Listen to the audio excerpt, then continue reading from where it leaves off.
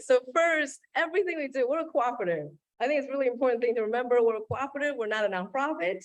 And I think I need to move it.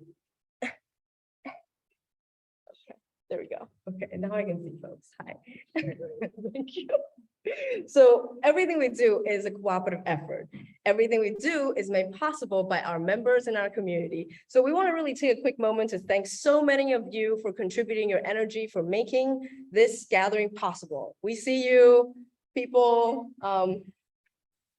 all of you people, for creating the space present and also online. We were able to get so many people here together because of our connected network. We got people bringing the food, we got people bringing, making sure people who need to come who has accessibility needs, make sure they feel comfortable. We also have stipends for people to be able to participate online and still get fed. We have all these exciting things. And also we have welcoming, we have dessert being made by people. I don't even know what kind of desserts are out there, but Mackenzie and Margie, I think maybe some more people brought desserts, but this is created because of all of us coming together. And we really could not have done it without you. And we really also want to extend a very special thank you to our photographer, Dasha, right here, for capturing the beautiful moment this evening. This is the first time we're gathering since January of 2019. Crazy, unbelievable. And also we have our delicious food and drinks, Baladi Kitchen and House Kombucha that folks are having here in person. And also along with the First Presbyterian Church of Oakland for this wonderful space for us to gather. So huge gratitude, everyone. And because our community has grown so much since the last time we came together in person in 2019, we really want to begin with a quick introduction for the newest members of our community. So as a result of the constant legal barriers from policymakers confronted by the Sustainable Economies Law Center, shout out, so since 2014, People Power Solar Cooperative finally was established in 2018 to do something that advocacy could not do. One, convincing policymakers to implement community-owned solar policy in California by two, showing policymakers that communities do want and can own and shape our energy systems rather than waiting for corporations and private utilities to do it for us. Do we still believe that we can do that without big corporations? Yeah. I'm seeing. Do I have any reactions in chat in online? Great. Yes. Thank you for clapping, Stefan and Kita. That's right. And we did this using what we call a commons model framework that's centered around offering dividends return investment as an added value for building community solar project like the ones you see here on Lower Jofu's home. And show of hand, I just want to see folks online as well as in the room, how many of you bought shares with People Power Solar Cooperative? See you 1, 2, 3. Oh, most people, yes. And do we have hands? And yeah, I see you 4, 5. Yeah, we got lots of people buying it. So for those people who are new or maybe need a little bit of a refresher, here's a little quick overview of how the model works. We call this model the commons model because it was intended to put privately owned roof into the commons by providing a framework for community members, including renters. Can you believe that? You don't even have to own homes, to form project groups who could pool money together to build cooperatively owned solar project. And the model then leveraged net energy metering to generate dividend returns. And the idea is to redistribute wealth back to the cooperative and back to the community through the cooperative. And this model made our projects to be the first residential energy project in California to be owned by members of the community and not municipally owned. So we were all part of making this happen. And isn't this exciting? And using this model, we're able to install 3 community-owned solar projects in 3 years, regardless of there being absolutely no community-owned solar policies in California. So I want to do a quick shout out to our subscriber members for hosting People Power Solar panels. That's Laura Jo, that's Amethyst and Lena and Lily, Naomi and Neil. Unfortunately, none of them can be here with us. And what these projects taught us at People Power with the staff, we've been looking observing closely that this model really need to change because we're not really building the people power needed to build a movement. And that began our transition.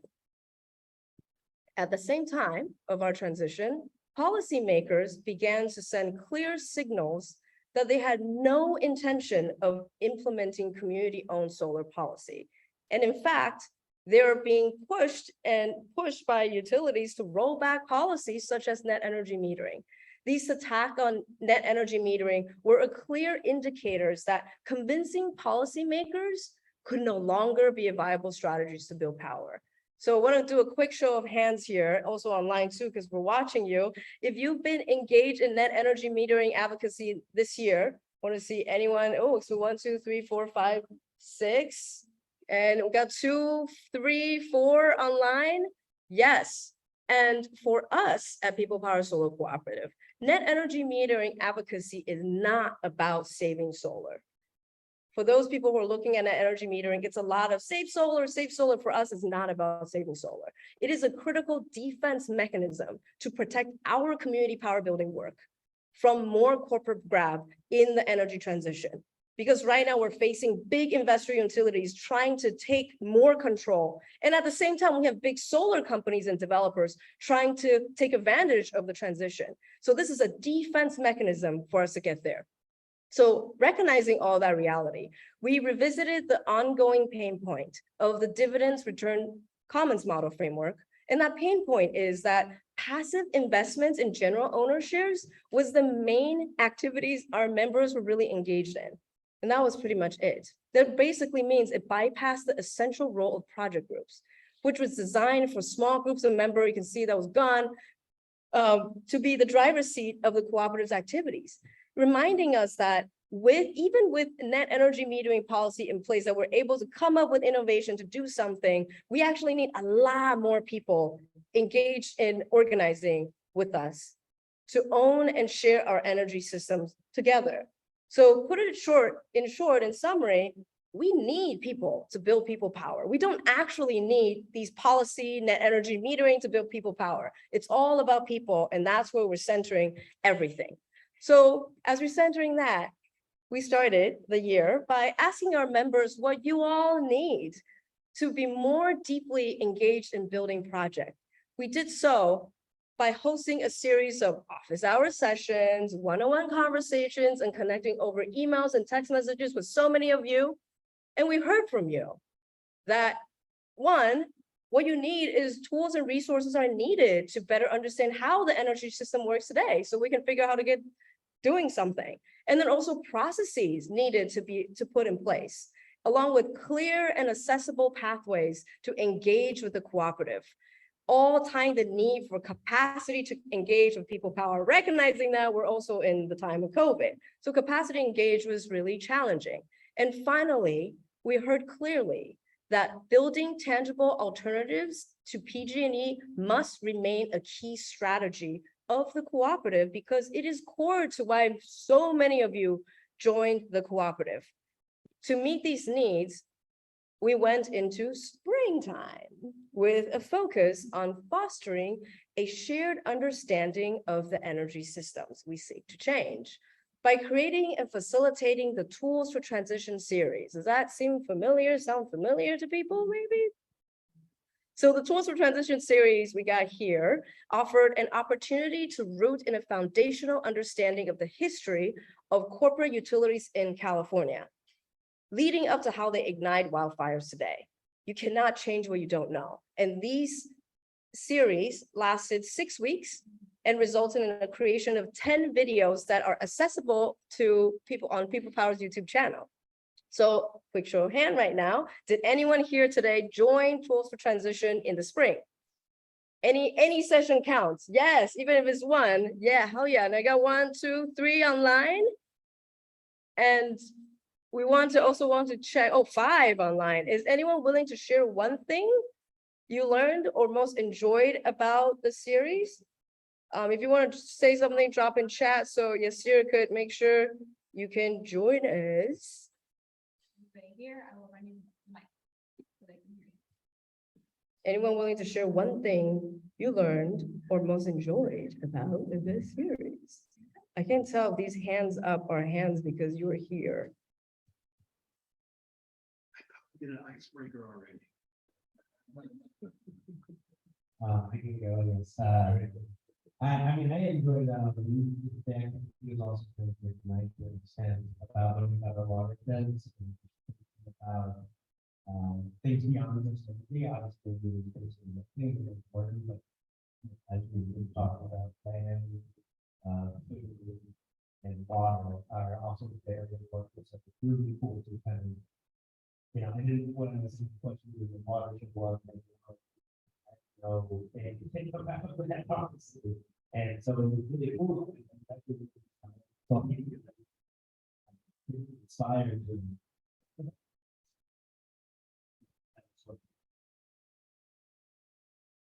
And I see in chat, we have from Al, the integration and interaction of energy and water resources, also one thing that Al most enjoyed about Al Weinroom from the local Clean Energy Alliance.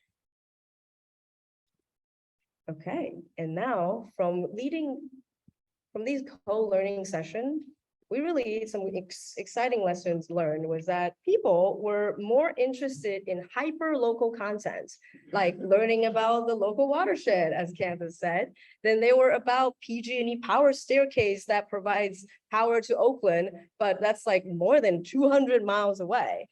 And we heard time and time again too, that spending time and hearing the stories from each other was what kept people coming back each week. And the Zoom fatigue was becoming a real issue. And this is probably why so many people are right here right now and so excited to talk to each other. And also finally, when we ask what we need from the community, what do we really need? What can we create together as a cooperative to meet our collective needs? People were saying we really need to prioritize as a community to repeatedly focus on building community resilience was the key thing. So as spring comes to an end, we combine these lessons with lessons from our listening sessions with renewed focus on building tangible alternatives to PG&E. You believe what does that look like? Can you imagine what that looks like? What that looks like so far is deepening our organizing with the Battery Collective, starting with a kickoff event in Mosswood Park back in May. And the Battery Collective was a mutual aid effort that came out of the Orange Day in 2020. Do people remember that day? It came out from that. It was a mutual aid effort that came out of that. And we finally came together in person for the first time in 2022, May, at this kickoff event. And we continue this work into the summer with the focus on building more resilience by practicing meeting our needs ourselves. So since the idea of Resilience Hub is really daunting, it can sometimes take years to implement. And since power shutoff and rising utility costs is happening right now, we focus on two pathways to engage in building tangible alternatives to PG&E. The first thing is proactive, which focus on developing the long-term relationship needed to create resilient spaces. And also, of course, the reactive part, which focus meeting immediate needs with your power sharing. So big shout out right now to Kansas, Yasir, Jean, who has a hand off right now. I don't know if it's just because you can't put it down, but Jean is online. Katrine, back there, yeah. Margie, Yvette, Aaron, Matt Kroll, Matt Joyce, and Susan Park were really coming together to hold it in different timing. And they came together as organizers of this collective over the past multiple years. And the collective is part of that reactive strategy with a dedicated group of organizers that you see on screen, the most recent gathering, coming together to plan an event for the community to learn how battery sharing can provide resilience and resistance to PG&E. So this is all based around the question, we have to be creative. How can we serve a meal using Battery Collective resources? We hosted pancakes in the park and made pancakes on induction cooktop. Shout out to Aaron for coming up with this great idea, powered by solar on mobile trailer. So Pancake in Mosswood Park, as you can see on the photo, but you can't really see the actual exciting event, was the first ever public event for People Power ever. We never really come out publicly, ever. We've been in the closet to build secret power. And what we were doing is an opportunity to provide for our members and the wider community to learn about the Battery Collective and connect with one another. The event was also a great opportunity for the Battery Collective to learn what the technical limitations of our shared resources and problem solve together. So show of hands real quick to see how many of you were here today, joined at the Pancakes in the Park in Mosswood. I see Stefan's hand up, 2, and then he's got about like a third. Yeah, don't be shy. 2, he's out 2. Yeah. So a big thank you to everyone to join and made it possible. The experience was really wonderful in the way that we're not here to tell people what to do. We're just here to come together. And when we come together, create space, that's how we build solutions as we learn together. And as we learn together, Pancakes in the Park really gave us the opportunity to create a template for community events that we could easily replicate. So what ended up happening was Jessica Bates, I don't think Jessica could make it today, she was hoping to make it, reached out about making her home a resilient space. We were able to have a necessary capacity for an even more hyper-local event in the La Colina Hill of El Sobrante. And all of these activities show that we can build tangible alternatives to PG&E by creating shared energy resources that meet our needs today, which led to the energy sharing network proposal that we shared out in July. So the vision of the energy sharing network is a network of mobile and permanent energy sharing stations that safely and reliably meet the needs of our communities, even when utilities cannot do that. The idea is to both share mobile batteries and create permanent resilience hub, homes, spaces, really powered by diversified sources that support the mobile sources. So we're talking about more than just solar and battery, y'all. We're talking about different ways we can come together, bring our creativity to come together and build this network. This network, the energy sharing network, aims to provide a return of more resilient communities and tangible alternatives to actively resist PG&E, including if your power is needed due to inability to pay. So we don't have to wait for the power to shut off because the infrastructure comes down. If you know people who cannot pay, we can, don't have power because they cannot pay, we can actually start organizing and do something about it. Plus, we do not need to wait for policymakers to understand or approve what is possible. All of these people power solutions can be done without policies in place today, as they have done. We have pictures to prove that. So how do we feel about that? Yeah, we're good. Yes, I'm seeing hand clap. Yes. So now, oh my goodness, can you believe that we're in December? Whew, we're in December now, as the state continues to attack on local solar with worsening net energy metering policy that's actually happening at this moment. We continue to imagine our world beyond investor-owned utilities and work towards restoring power to the people. We are facing the power of entrenched institutions who have no intention of implementing viable community-owned solar policy in California. I'm not just talking about PG&E. I'm not just talking about big corporations. I'm talking about these policymakers who are sitting there by appointed by the very people that the corporation paid big campaign money to do. These are the big revolving door that's happening. And we need us. We are the only one people who can save us. So our work since 2018 has shown us time and time again that communities do want and can own and shape our energy systems rather than needing big corporations and utilities to do it for us. So